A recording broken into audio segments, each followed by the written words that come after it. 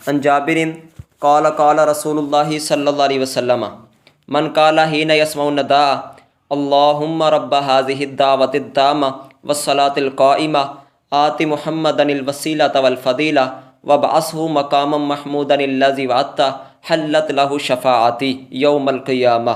حضرت جابر کہتے ہیں کہ اللہ کے رسول صلی اللہ تعالیٰ علیہ وسلم نے ارشاد فرمایا کہ جو کوئی اذان کو سننے کے وقت یہ دعا پڑھے اللہم رب ھذہ الدعوۃ والی، فرمایا بروز قیامت اس کے لیے میری شفاعت واجب ہو گئی، یعنی میں اس کی شفاعت کروں گا۔ بڑی فضیلت کی بات ہے، کرنا اتنا کوئی مشکل کام نہیں، دعا پڑھنی ہے۔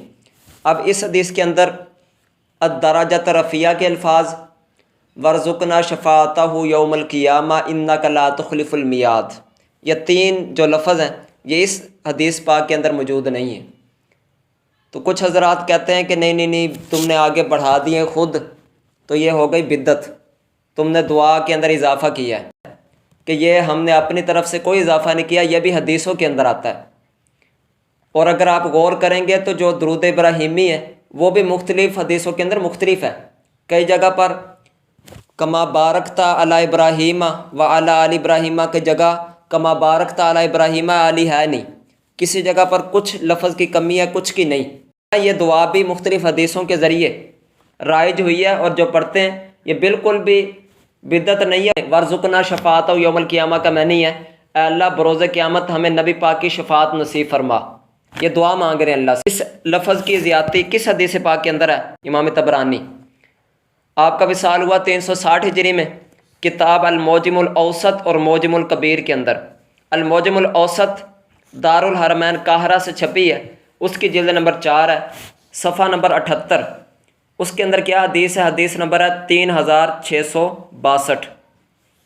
ان عبداللہ بن دمرہ السلولی قال سمعت ابا درداء یقول کان رسول اللہ صلی اللہ علیہ وسلم اذا سمع النداء قال اللہم رب ھذہ الدعوۃ التامہ والصلاۃ القائمہ صلی علی محمد عبدک ورسولک واجعلنا فی شفاعتہ یوم القیامہ۔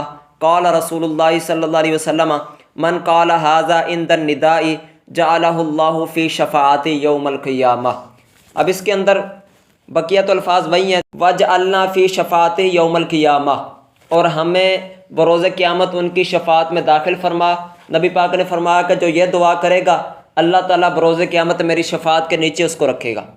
تو اب یہ دیکھیے اس کے اندر شفاعت کا ذکر ہے، دعا مانگنے کا۔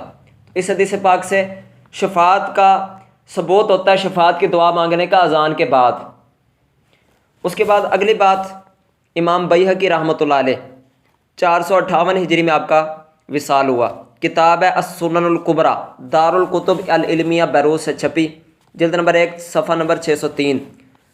ان جابر بن عبداللہ قال قال رسول اللہ صلی اللہ علیہ وسلم من کان حین یسمع النداء اللہم انی اسألک بحق ھذہ الدعوۃ التامہ والصلاۃ القائمہ آت محمدا الوسیلۃ والفضیلہ وابعثہ المقام المحمود الذی وعدتہ انک لا تخلف المیعاد حلت لہ شفاعتی۔ اب یہاں پر انک لا تخلف المیعاد کے لفظ یہاں پر موجود ہیں جو کہ بقیہ کے اندر نہیں ہیں۔ امام بیہقی نے اس کو ذکر کیا حضرت جابر بن عبداللہ کے سند کے ساتھ۔ اس حدیث سے یہ پتہ چل رہا ہے کہ انک لا تخلف المیعاد یہ بھی دعا کے اندر شامل ہے۔ اب مختلف صحابہ نے یا مختلف بندوں کے ذریعے پہنچی تو کسی کے ذہن سے ہو سکتا ہے کہ کوئی لفظ نکل گیا ہو یا کوئی بھی حکمت ہو سکتی ہے، اس حدیث کے اندر یہ موجود ہے۔ اور اگلے امام ہے امام ابن سنی رحمۃ اللہ علیہ، آپ کا وصال ہوا 364 ہجری میں، کتاب لکھی ہے عمل الیوم واللیلہ، دن اور رات کے اعمال۔ بڑی دعائیں، بڑی کثرت سے جو حدیثوں کے اندر دعائیں ہیں نا انہوں نے ذکر کی ہیں۔ اس کے اندر الدرجۃ رفیعہ کے جب یہ دعا ذکر کی تو اس کے اندر والدرجۃ رفیعہ کے لفظ بھی موجود ہیں۔ تو اب یہ سارے جب ملائیں گے تو وہی دعا بنیں گی جو ہم پڑھتے ہیں۔ اور سب سے بڑا میں آپ کے سامنے حوالہ عرض کروں جو کہ اسی مشکوٰۃ شریف کی حدیث نمبر 623 کے اندر بھی موجود ہے، مکتبہ رحمانیہ کا صفحہ نمبر 88 یا جلد نمبر 1 ہے ابو داؤد شریف کی۔ باب کا نام رکھا باب نمبر 37 ہے، باب ما جاء فی الدعاء بین الاذان والاقامہ، کہ اذان اور اقامت کے درمیان کون سی دعا پڑھی جائے اس بارے میں چیپٹر۔ حدیث نمبر 521 ہے، ان انس بن مالک قال قال رسول اللہ صلی اللہ علیہ وسلم لا يرد دعاء بین الاذان والاقامہ۔ حضرت انس بن مالک کہتے ہیں کہ اللہ کے رسول صلی اللہ علیہ وسلم نے ارشاد فرمایا کہ اذان اور اقامت کے درمیان دعا رد نہیں ہوتی، یعنی نامنظور نہیں ہوتی، قبول ہی ہوتی ہے۔ تو اس کے اندر تو کوئی دعا نہیں آئی اس حدیث پاک کے اندر، اس سے پتہ چلتا ہے کوئی دعا بھی مانگ سکتے ہیں، وہ میں نے لفظ حدیث سے ثابت کر دی ہے، لیکن اگر نہ بھی ہوتے تو پھر بھی یہ بدعت نہیں تھی، کوئی بھی دعا مانگ سکتے ہیں۔ نبی پاک علیہ السلام کی ہم شفاعت کی دعائی کر رہے ہیں، اس کے علاوہ تو اور کچھ نہیں، یہی کہہ رہے ہیں نا کہ اے اللہ تو بروز قیامت ہمیں نبی پاک کی شفاعت نصیب فرما، تو ہمیں تو ضرورت ہے نبی پاک کی شفاعت کی۔ اب آخری حدیث پاک اس حوالے سے سنیے، حدیث نمبر 524 اسی چیپٹر کی، اس کے اندر کیا ذکر کرتے ہیں؟ ان عبداللہ بن عمر، حضرت عبداللہ بن عمر کہتے ہیں ان رجلا قال یا رسول اللہ صلی اللہ علیہ وسلم ان المؤذنین یفضلوننا۔ یہ بڑی کمال کی حدیث پاک ہے۔ حضرت عبداللہ بن عمر کہتے ہیں کہ ایک بندہ نبی پاک کے پاس آیا اور آ کر عرض کرنے لگا یا رسول اللہ اذانیں دینے والے تو ہم سے نمبر لے گئے، وہ تو فضیلت لے گئے، ان کو تو بڑا ثواب مل رہا ہے، آپ نے بتایا کہ اتنا ثواب ہے، ان کو بروز قیامت یہ چیزیں ملیں گی، تو یا رسول اللہ وہ تو نمبر لے گئے، نیکیاں میں آگے بڑھ گئے، ہم پیچھے رہ گئے۔